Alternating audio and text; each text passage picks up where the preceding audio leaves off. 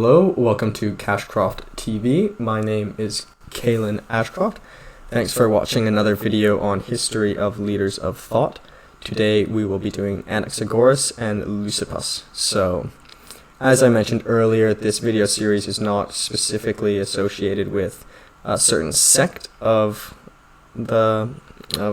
individuals, not specifically philosophers, not specifically psychologists, not specifically physicists. It's sort of a broad spectrum of leaders of thought throughout history who I think have made a large influence on both throughout history and within their respective time periods. So for these two individuals, despite them being considered largely philosophers, I would consider them more physicists than anything else. It seems as though throughout history there's been a sort of divergence or a consolidation period in terms of nomenclature.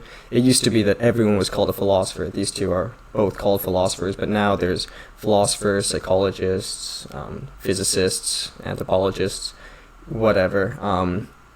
So yeah, despite these two being called philosophers, I would consider them mostly what we'd call modern-day physicists, but that does not refute their importance in terms of thought, and thus I still think it's very important to cover them. So, without further ado, let's begin with Anaxagoras. So, Anaxagoras, the name actually means Lord of Assembly, so this name obviously was not given to him as a child, but it was given to him probably later in life, and I assume this is probably representative of his likely ability to be a great orator.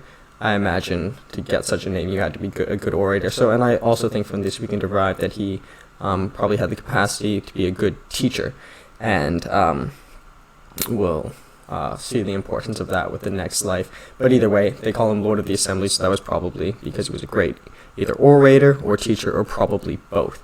So, yeah, he was born in what's called Clazomene, which is in modern-day Turkey, but it was in it's called Asia Minor. So at this period, this was a territory for a long time fought over, but at his time, it was under the rule of the Persian Empire.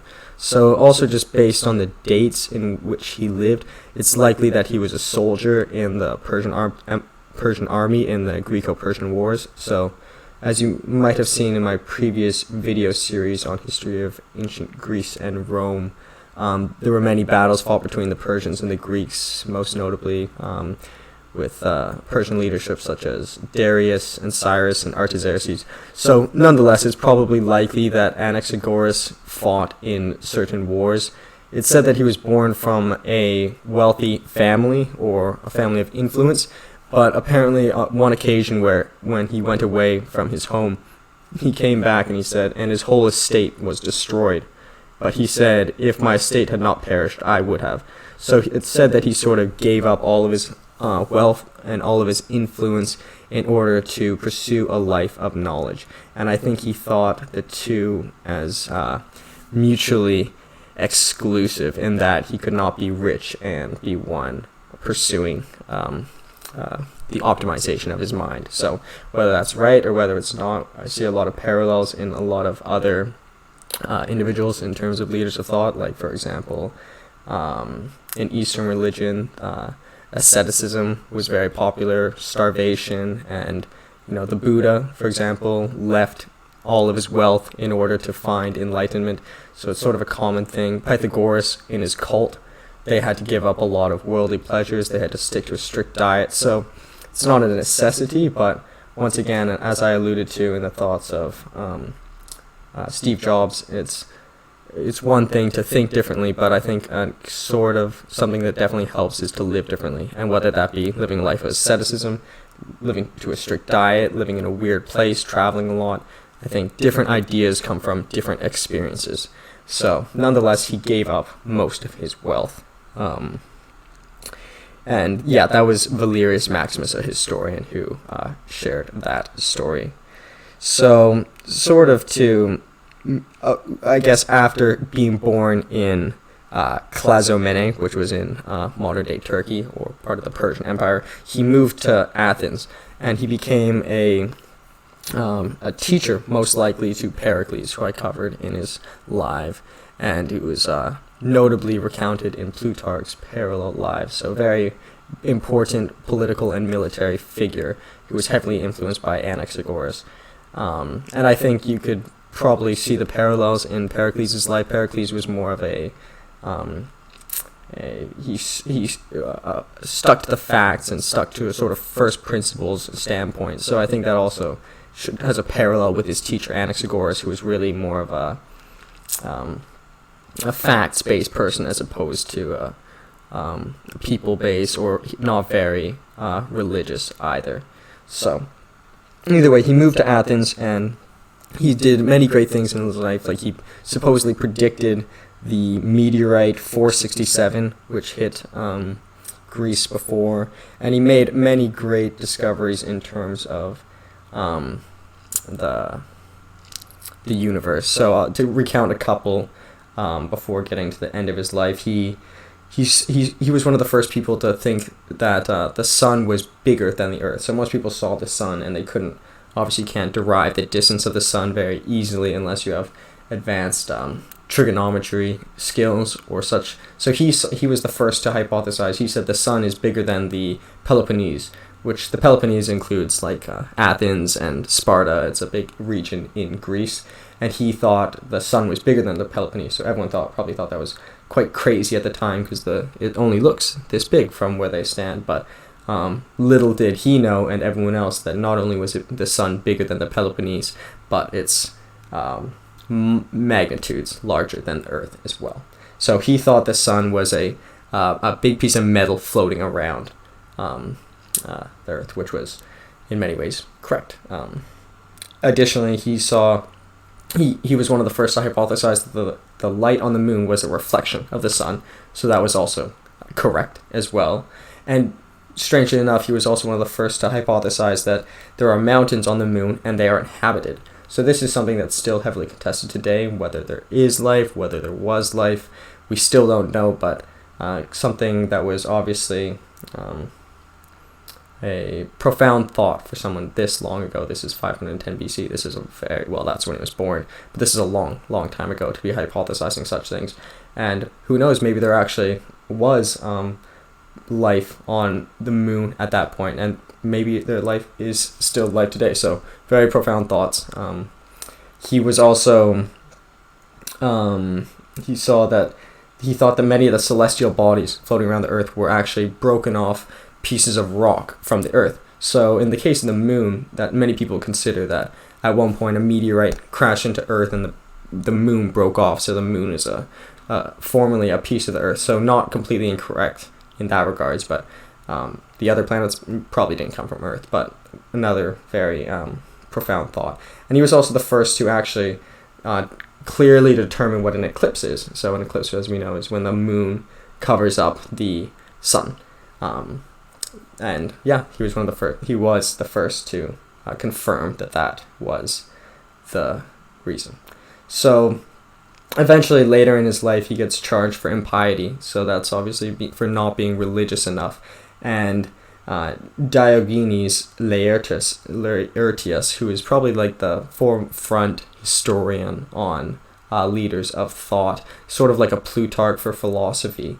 And many of the sources I'm using, I'm using predominantly him as a source. He says that Cleon, an individual in Greece, charged him, and he got to get banished back to Turkey. Supposedly, Anaxagoras' student Pericles tried helping him. He tried warning him, and he hit him, but eventually he had to leave regardless. So unfortunate that he was sent back, but he still managed to make a great influence. And he wrote a book on philosophy, but only fragments still exist. Once again, that's a common theme amongst many of these older leaders of thought. But in terms of his influence, Plato reflects that Socrates read all of his books. He said, I eagerly acquired his books and read them as quickly as I could. So heavily influenced on Socrates and Plato and all of Aristotle as well. And sort of moving to his main philosophy. And this is where it starts getting a bit more abstract. And I apologize if the previous video was also very abstract as well. This is starting to get into yeah, it won't always be this way, but these are sort of the very first principles, and this is really far back in thinking, so people were really questioning the foundations of all thought. So he is responding to Parmenides. So if you saw the previous video, there is the Parmenides and Heraclitus sort of disagreed. So Heraclitus believed that change was sort of the only is the only truth. For example, one only steps in a river the same river. One never steps in the same river twice. So every object is constantly changing. But Parmenides disagrees and says that there is no such thing as change, and he has what's called the Parmenidean one. So he kind of proves that, or rather proves that one cannot prove that things change. So Anaxagoras makes an attempt to contrast this. So his theory of the universe was that everything is made of these infinitely small particles. And so they're infinitely small and endless in number. And the universe sort of started off as this infinite number of these mixtures of things. Then this thing called the nous, which is Nous, which actually is like we in French, but his definition of it is cosmic mind. So it's sort of this ordering force that sort of starts separating things. So there's kind of it's kind of like the logos, as we discussed in Heraclitus, which is like a driving force of everything. We'll see more of that in Leucippus. But essentially, this nous, I suppose would be pronounced, at least in the French way, sort of starts dividing like particles and similar, different particles apart and like particles alike. So things start dividing.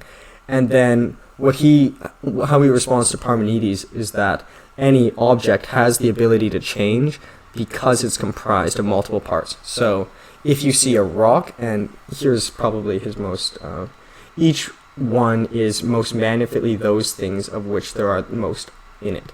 So let's say there's a rock, and it's like 51% rock and then a bunch of infinite other tiny little small particles. It will look like a rock. And then at the end, that's how you observe it. But then he contrasts Parmenides, saying that if it is comprised of other components, it could have the capacity to change. So, but the interesting part here, and I think something that's less discussive, is I think he was sort of alluding to something like a Big Bang, because he believed that everything started off infinitely small, and then things with this nous started expanding, of course, by combining and sort of creating things. So I don't think other individuals prior to him really started thinking of a start to the universe. Most of them thought of this sort of infinity. Some of the previous individuals in the Milesian school thought of multi-worlds, and a lot of them even questioned whether time existed, but he saw there was probably a beginning of the world and sort of a separation or amalgamation period caused by the nous. So once again, very right on many components, particularly what he thought in terms of the sun and the moon and eclipses. Very correct there. And I think he was definitely getting at something, and we'll see more of that. I'll draw up parallels in Leucippus in seeing that everything is comprised of smaller components. Ones that one cannot even see is something really quite amazing. Without access to advanced light microscopes like we do today, I think they're very profound thoughts. So, just moving to the quotes before moving on, we have, after all, my dear fellow, life, Anaxagoras has said, is a journey. So this is by Marcel Proust. I don't know if this quote is true or whether Anaxagoras actually said this, but I think it's nice because it's life's a journey, not a destination, which is a very commonly requoted statement. So if it was him who came first, that's very nice. The descent to hell is the same from every place. This is a quote apparently from Anaxagoras, quoted by William H. Gass. So I think that's just a nice quote. And yeah, I suppose that is true. The descent to hell is the same from every place. But either way, that's Anaxagoras, and we'll get to him more in the comparison with Leucippus, because I think they actually fit very well together. let's continue on. So, Leucippus, people aren't too sure when he was born sometime, but chronologically I think he fits slightly after Anaxagoras, because he was also responding to Parmenides, and he's the one considered the first one to come up with atomic theory, which supposedly came in response to Aristotle. So there is some criticism whether he actually lived. Diogenes Laertius, the forefront thought leader of historian on these philosophers, says that Epicurus states that he never existed, and Epicurus was a student of Democritus, and Democritus was a student of Leucippus, so it seems strange for one of these to deny his existence. But once again, Aristotle and Theophrastus say that he existed, and I definitely trust Aristotle and Theophrastus, and once again, what's the use in denying this guy's existence except for maybe boosting some of those individuals who came after him? But a lot of his ideas are kind of intertwined with Democritus, so Democritus is his student, and Democritus is largely considered with the founder of atomic theory. But if this guy existed, which I believe he did, he came up with the idea originally, and I think it's worth the time looking into this individual, because if he didn't exist, then it's not hurting anyone. But if he did exist, then he deserves the time, and there's no point being cynical about his existence. So so he was born in probably Miletus, which is Turkey. So Miletus was famous for the Milesian school, which had Thales, Anaximander, and Anaximenes. So once again, lots of Anaxes here to get mixed up, but he came, so Anaximander first, Anaximenes third, in terms of the Milesian school. So the Milesian school was Thales, Anaximander, Anaximenes, which were the three original philosophers of the Milesian school. And then this individual came, Anaxagoras, who's quite different in terms of his ideas, and he's more of a scientist. So just so you don't really get the names too confused. So once again, another individual from modern day Turkey. So a lot of people say the Greeks were the greatest ancient thinkers. Well, most of them were actually Turkish. So at least in the earlier ones, especially the Milesian school. So it said that he was a contemporary from Zeno and Empedocles. So these are also two individuals, great leaders of thought, that I will be covering as well. So in terms of his thoughts, in terms of his founding of atomism, he believed that there's everything can be broken down that has a void. So anything that has space can be divided up. But then once you get to the smallest particle, which he considered the atom, it cannot be broken down anymore. It's the smallest divisible part. Many years later, we have discovered that within the atom, there's the nucleus, the proton, the nucleus is made of protons and neutrons, and then there's electrons. So there's three particles that make up the atom. But he derived that everything sort of came from one small point, which was obviously a profound thing. And once again, without access to a microscope, it's amazing that he could even hypothesize something like this. So how he sort of contrasted Parmenides. So many of the Eleatics, so there's this true being does not admit a vacuum. So that kind of goes back to Leucippus's point that the smallest thing cannot contain a vacuum. But the Parmenidean argument would be that, and I'll take the circle. So this is the Parmenidean one, which is somewhat, in some ways, an atom, but outside of any particle is a void. But Parmenides says that the void does not exist, so the object can never move into non-existence. But Leucippus saw the void as something different. It's not even non-existent, it's a vacuum, which sort of absorbs things. So he sort of proved that movement was possible, and he sort of he created something out of this darkness. So this darkness is something that couldn't be proven by anyone around Parmenides' time, and he proved that just because there's nothing there doesn't mean it doesn't exist. So he proved that change was possible as a response to Parmenides.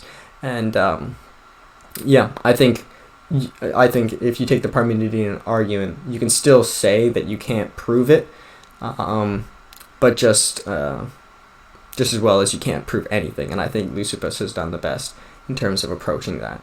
So either way, most of what we know is probably comes from Democritus' writing, because Democritus was his student, and we'll be covering him very shortly. But I just wanted to cover this individual for being the first one to really point out that there's a smallest divisible object, and I think it draws a nice parallel to Anaxagoras.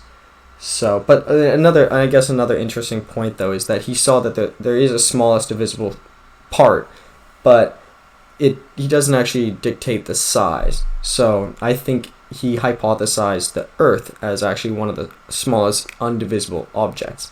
So it's not necessarily the atom, it's something just that cannot be broken down. So I think he might have seen a rock maybe as one of these products. So it's hard to see how small he perceived these. I think they were actually variable in size. Today we know that atoms are all the same, well, at least depending on the atom, but all protons, for example, are the same size. All electrons are the same size. All neutrons are the same size. But either way, that's Leucippus and Anaxagoras. In terms of the comparison, I think there are many. Both were responding to Parmenides. So Parmenides left a big question unopened. He says that no change can exist, and sort of left it out in the open. Prove me wrong. Prove that change exists. So they both sort of proved it in different ways. Anaxagoras said that there's this neo or nu, which sort of directs the amalgamation and de-amalgamation of particles. And he also said that things are comprised of different things, therefore change can occur. So that makes sense. And Leucippus also sort of created this thing called the vacuum, which also proves, it was a way of proving that change was possible. I think they were both right for many reasons. I think Anaxagoras' beliefs in terms of the solar system was great, fantastic. In terms of the moon, the sun, the moon's light coming from the sun was obviously correct. The sun being much bigger than the Peloponnese was obviously right, but I think he even took it a magnitude not far enough.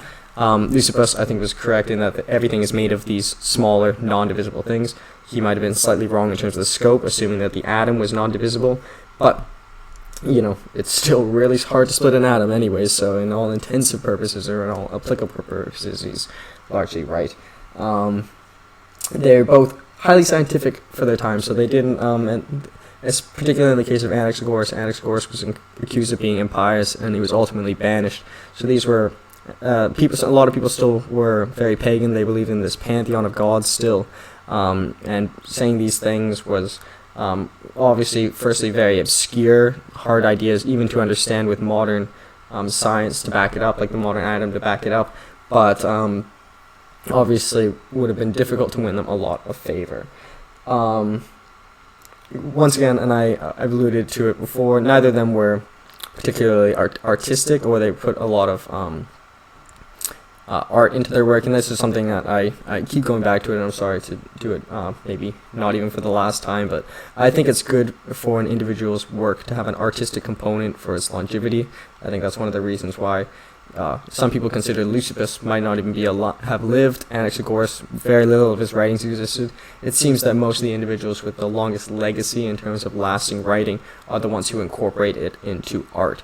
Homer, who was just essentially a bard, and he was sort of I think you could call him a student of ethics, but he could have just told people, do not betray or whatnot, but he wrote it he spoke it in a nice story, which made the Iliad and the Odyssey last way longer than him, and even outlasting the writing of these individuals. So there's something to be said about the art. And yeah, obviously they're very pious, which I kind of alluded to before. So in terms of differences, they're both their interpretations of what the universe is very, I would say, quite different. I guess they both believe that particles can get sort of infinitely small, so they were able to just look at, imagine without a microscope, looking at an object and saying this is made of many different things is quite a difficult component, and they thought that everything sort of has a smallest non-divisible part, and that objects are comprised of the amalgamation of a lot of them. Leucippus believed in something also of like a logos, a driving force that creates things, draws things out into the void and creates a change. Anaxagoras believed in this new, but they differed in sort of their, so Anaxagoras believed that there's many of these particles that are infinitely small, but he also believed there was an infinite amount, infinite different types. Whereas Leucippus, it's unclear whether he believes there was different types of these atoms, or all atoms were essentially the same in just expressing in different densities. So they believed, I would say, Leucippus believed in one particle, whereas Anaxagoras believed in many, but smaller. So Leucippus, it's possible his particles could have got very big, but they both largely believed in this object that is super small. Yeah, so that is Anaxagoras and Leucippus, so a little bit different from some of the more philosophical ones or psychological ones. This is definitely more of a scientific one, and it's not even too heavy science because it's they did not have a lot to build on, but as you can see, these things are very, very foundational, and we would not have anything like splitting atoms or fusing atoms that we do today if it were not for these earlier thoughts. So, once again, thank you for watching another video on History of Leaders of Thought. I hope you might watch some other ones, whether they come after this or before it, and I hope you might watch some of my other videos too. Thanks so much.